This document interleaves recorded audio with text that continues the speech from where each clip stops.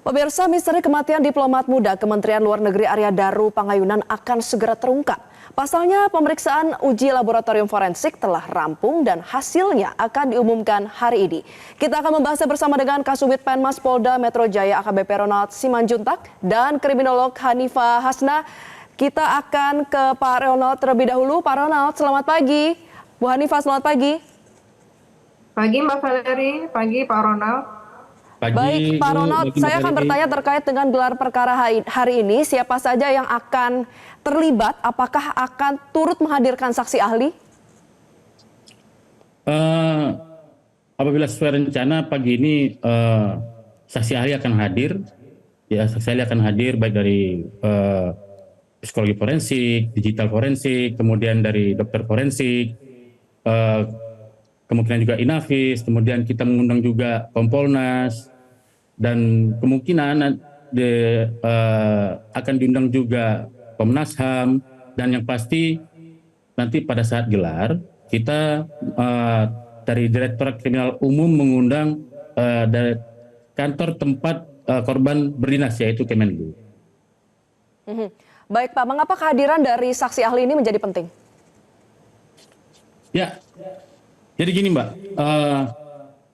dalam suatu proses penyelidikan untuk menentukan ada atau tidaknya sebuah pidana, kan kita harus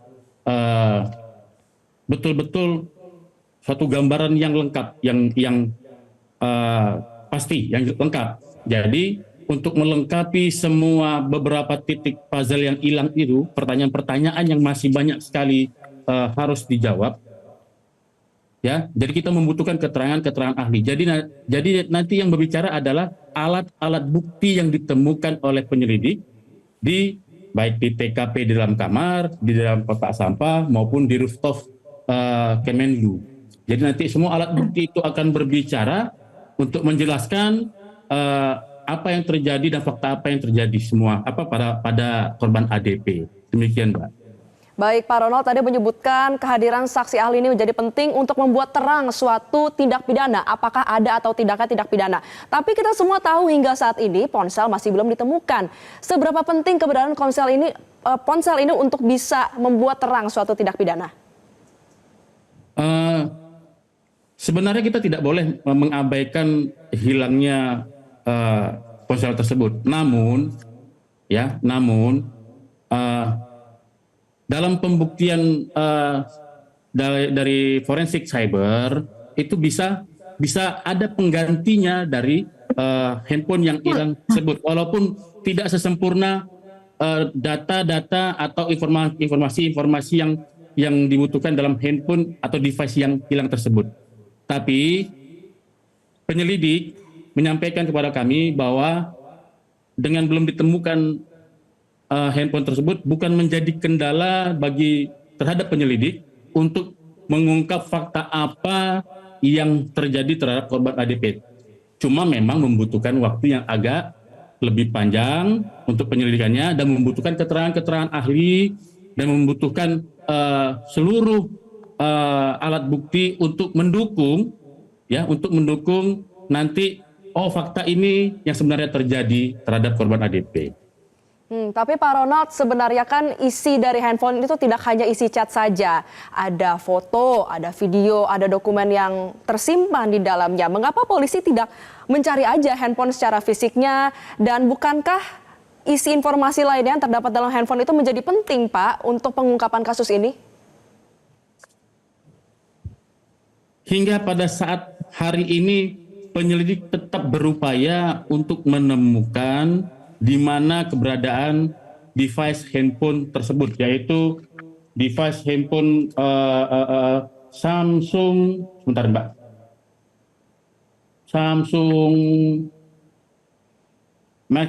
S22 Ultra 5G, ya. Samsung S22 Ultra 5G. Itu tetap penyelidik tetap berupaya untuk menemukannya. Ya, tapi dengan ditemukan juga adanya sebuah laptop dan tim dari forensik cyber juga berhasil untuk membuka data dari yang ada dalam laptop tersebut. Ternyata email dan WA terkoneksi ke laptop tersebut. Itulah yang sangat membantu penyelidik untuk membuka dan menjadikan terang tabir apa yang terjadi terhadap korban.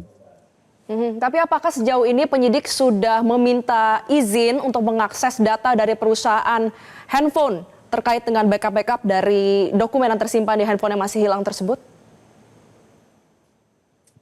Ya, yang pasti dari semua alat bukti tersebut dari forensik cyber sudah sudah melengkapi seluruh apa yang dibutuhkan oleh penyidik nanti pada saat untuk membuktikan keterangan yang dibutuhkan atau bahan keterangan yang dibutuhkan nanti dalam pengungkapan atau dalam menemukan fakta yang sebenarnya, Mbak. Termasuk juga pemeriksaan secara digital yaitu CCTV 20 titik ya yang diambil oleh penyelidik itu 7 hari sebelum kejadian ya, terus dianalisa dan ternyata memang dari tanggal 1 sampai dengan tanggal 7 sampai tanggal 8 kami lagi yang ada kaitan dengan kejadian ditemukan korban ADP itu hanya di tanggal 7 dan di tanggal 8, tapi tidak mengabaikan tanggal 6, tanggal 5, tanggal 4 hingga tanggal 1. Ya, di situ untuk menemukan siapa yang ketemu sama korban ADP, kemudian siapa yang bertamu ke kosnya, kemudian dengan siapa ADP berkomunikasi, semua sudah kita gali. Bahkan dari 15 saksi tersebut, itu salah satunya adalah supir taksi yang mengantarkan korban ADP dari salah satu pusat perbelanjaan di Jakarta Pusat, ya. Dan CCTV dapat ada foto saat korban ADP itu mengantri di tempat perbelanjaan itu, kemudian diantarkan ke depan kantor Kemenlu, pas di bagian depan, kita masuk tapi di depan jalannya di Kemenlu. Dan CCTV masuknya korban ADP ke kantor Kemenlu, kemudian ke basement, kemudian menggunakan lift naik ke lantai 12. Ya, toh dia masih menggunakan, mohon maaf, ransel dan paper bag dan karton tas belanjanya korban pada saat di salah satu pusat perbelanjaan di Jakarta Pusat. Baik. Jadi ada 2 barang dibawanya, Mbak. Bukan cuma paper bag saja. Jadi ada ransel, ada body bag, ada paper bag. Tapi itu tidak mengesampingkan fakta bahwa hingga saat ini handphone masih hilang ya. Kita akan beralih ke Bu Hanifah terlebih dahulu. Bu Hanifah, apakah ponsel yang sampai saat ini masih hilang tidak penting? Menurut saya menjadi sangat penting ya, karena bagaimanapun juga walaupun terkoneksi, yang terkoneksi kan hanya data di WA mungkin ya, tapi foto-foto seperti yang Mbak Fali tadi sampaikan, foto, video, dan lain-lain, mungkin bisa menjadi bukti forensik lain. Jadi alangkah indahnya, alangkah tuntasnya bila ini bisa ditemukan. Seperti itu.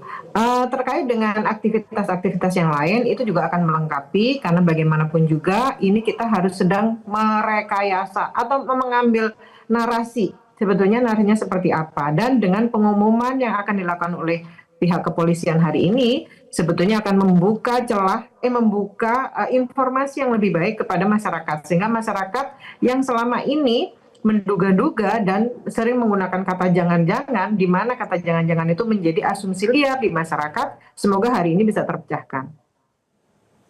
Baik. Kita akan lanjutkan pertanyaan usai jeda seputar dengan bagaimana kita bisa menerima nalar bahwa seorang yang mengakhiri hidupnya ini perlu melilit kepalanya dengan lakban kemudian ditutup plastik. Tapi tahan dulu Bu Hanifah, kita akan sama-sama bahas usai jeda. Pemirsa, tetaplah bersama kami di Selamat Pagi Indonesia. Anda kembali bersama kami di Selamat Pagi Indonesia. Pemirsa, kita akan melanjutkan perbincangan bersama dengan kriminolog dan juga Kasubit Penmas Polda Metro Jaya. Kita akan ke Ibu Hanifah terlebih dahulu. Ibu, membaca hasil analisis forensik dan juga temuan bukti-bukti yang sejauh ini sudah ada, apa ekspektasi yang bisa publik dapatkan dari hasil investigasi siang nanti yang akan diumumkan, bunuh diri atau pembunuhan? Oke, baik. Ini menjadi 50-50 Mbak Valerie ya, karena bagaimanapun juga yang pegang kendali dan pegang korban itu adalah pihak kepolisian. Masyarakat hanya bisa memantau, karena dalam kriminologi sebetulnya dibahas ada 4. pelaku, korban kejahatan itu sendiri dan reaksi masyarakat. Pelakunya kita tidak tahu siapa, apakah ada pihak luar atau dirinya sendiri. Yang kedua korban, jelas korbannya ada. Yang ketiga kejahatan itu sendiri, kita nggak tahu kejahatannya ini apa, dalam bentuk apa. Dia bunuh diri atau dia dibunuh, berarti ini kan masih 50-50. Yang ada kita punya respon masyarakat, karena masyarakat sekarang sudah menjadi detektif semua, jadi yang alangkah baiknya ketika kepolisian membuka selebar-lebarnya gitu ya, setransparan mungkin, sehingga tetap membuat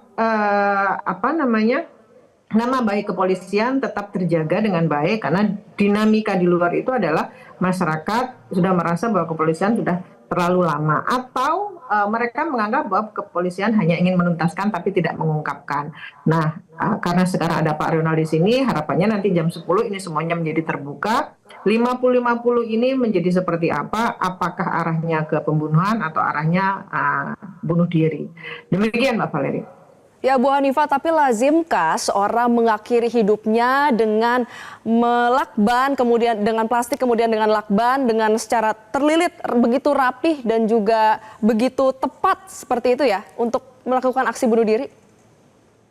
Iya, kalau di kriminologi sendiri ini menjadi unusual suicide gitu ya, bahwa seseorang tidak mungkin melakukan hal ini sendiri.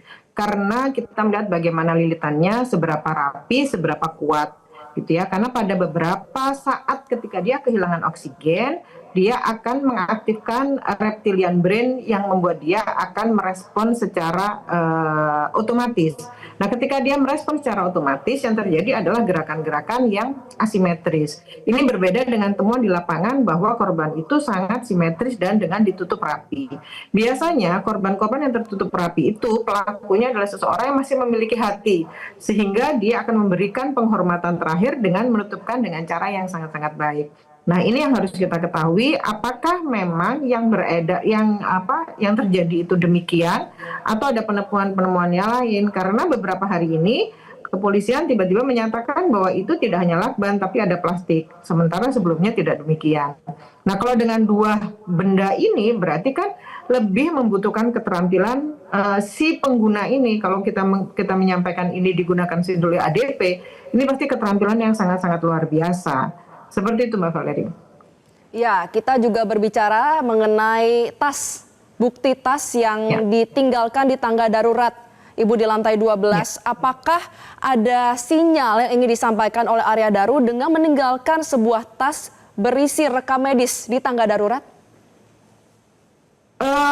Tas itu awalnya begini Mbak, ini kan poinnya adalah rooftop, tas gitu ya. Lalu dia meninggalkan tempat, dia berada di tempat itu 1 jam lebih 26 menit. Sebetulnya apa sih narasi yang dibangun dari kondisi ini? Kenapa ada seseorang yang menaiki rooftop dan berdiam diri di sana? Rooftop itu sebetulnya untuk apa? Apakah dia mau meninggalkan kota Jakarta itu karena dia ingin menikmati kondisi dulu dari atas karena dia akan perpisahan? Kan kita tidak tahu apakah apa yang dilakukan seperti itu. Apakah ada narasi-narasi tertentu karena ketika seseorang naik ke rooftop itu adalah kondisi-kondisi di mana seseorang itu mengalami depresi. Nah, ketika dia depresi, apa buktinya gitu? Apakah dia selama ini berhubungan dengan psikiater atau psikolog? Mana buktinya gitu ya? Atau kalau memang itu tidak ada buktinya, atau pada beberapa orang yang merasa bahwa dia bisa, walaupun dia depresi, dia bisa mengendalikan dirinya, bagaimana lingkungan sekitarnya? Artinya secara psikososial tetap harus diperiksa. Kan tidak mungkin, bukan tidak mungkin.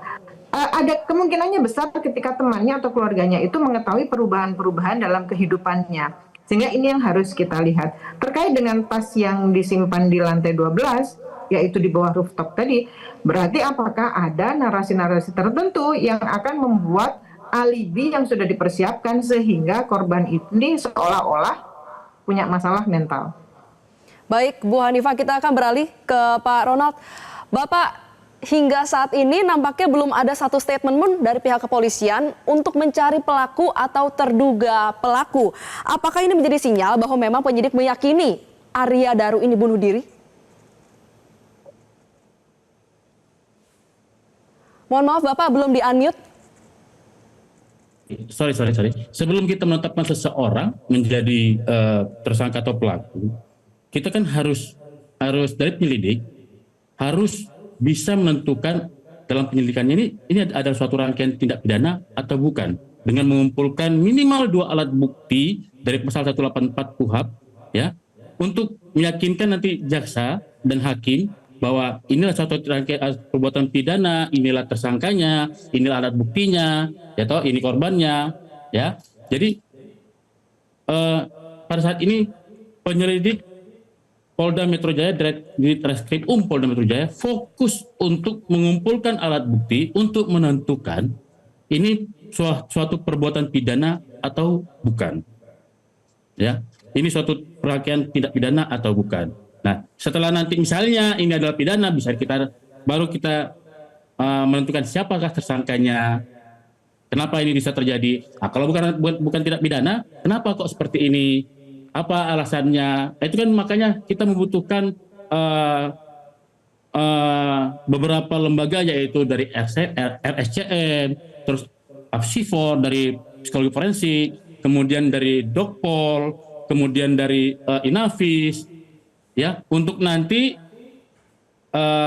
semua keterangan ahli akan disinkronkan, akan dipersesuaikan dengan keterangan-keterangan saksi-saksi dari 15 saksi yang sudah didapatkan oleh penyelidik, hingga pada saatnya dari semua keterangan itu mengerucut untuk menentukan, oh ini faktanya seperti ini. Begitu, Mbak. Baik, kita akan sama-sama nantikan ya Pak Ronald, Bu Hanifah, bagaimana hasil dari gelar perkara, karena publik semua juga penasaran. Ini adalah teka-teki yang sangat perlu dipecahkan, dan pastinya adalah publik ini masih menaruh kepercayaan pada Polri, jadi harap jangan mengecewakan ya Bapak. Terima kasih Kasubdit Penmas Polda Metro Jaya AKBP Ronald Simanjuntak dan juga Ibu Hanifah Hasna, kriminolog, sudah bergabung bersama kami di Selamat Pagi Indonesia. Jelajahi cara baru mendapatkan informasi. Download Metro TV Extend sekarang.